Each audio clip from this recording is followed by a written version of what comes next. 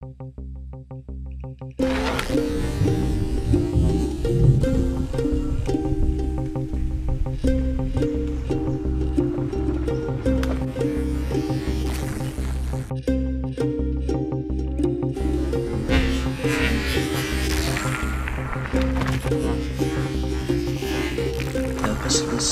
and alienated, a coexisting anomie and ennui, a concatenation of the unrelated.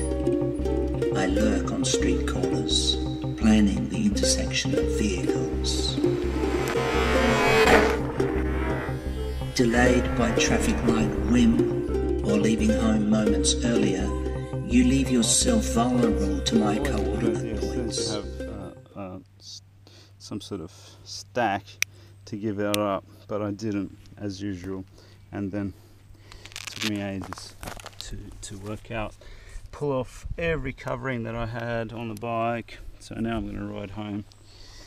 I knew what it was, I just needed to bloody short these two bastards. Anyway, so this little piece of shit.